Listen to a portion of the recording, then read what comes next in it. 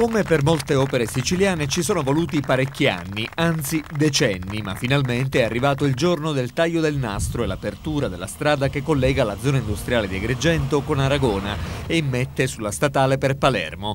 Quasi 3 chilometri di strada, utili specie per gli imprenditori e l'indotto che gravita attorno all'area di sviluppo industriale di Agrigento ed importanti in un territorio che sconta un gap infrastrutturale rispetto anche ad altre zone della Sicilia.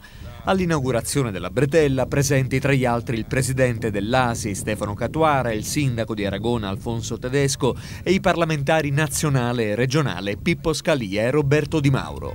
È un risultato che grazie alla collaborazione di tutte le istituzioni si è potuto raggiungere.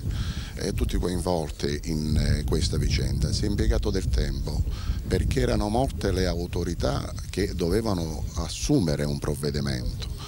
Basta dire l'Enel, per esempio, ha impiegato un po' di tempo per accendere e quindi illuminare la strada, ma era dovuto al mancato pagamento di ANAS. Un'infrastruttura che sicuramente agevolerà tanti operatori economici, ma anche le persone che devono raggiungere con una certa facilità e prontezza anche l'ospedale. Quindi è una importante struttura che in maniera sinergica si realizza e si inaugura appunto nel nostro territorio e sarà a servizio dei cittadini. Quindi una pagina positiva che ogni tanto dobbiamo, come dire, registrare come evento positivo.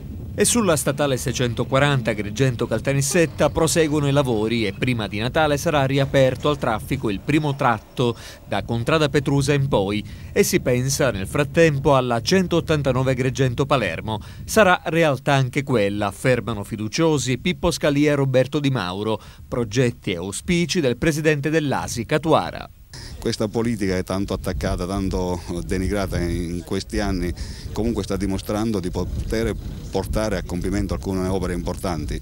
L'Agrigento-Caltanissetta è davanti agli occhi di tutti, adesso si partirà con l'Agrigento-Palermo, stiamo togliendo la provincia di Agrigento dalla marginalità geografica, credo che questo i cittadini ne debbano in qualche maniera rendersene conto e se è il caso anche dare un minimo di merito a questa classe politica in generale. La Gazzetta Ufficiale ha pubblicato l'accordo di programma, credo che adesso per l'ammodernamento, credo che adesso la provincia ha tutte le carte a regola per immaginare una progettazione adeguata e fare in modo che questa nostra provincia, le imprese, tutti coloro i quali hanno interesse a far sì che Agrigento non sia emarginata, possono attraverso questi supporti concreti, la strada di oggi, l'ammodernamento della 189 e anche l'aeroporto, possano trovare presto soluzioni.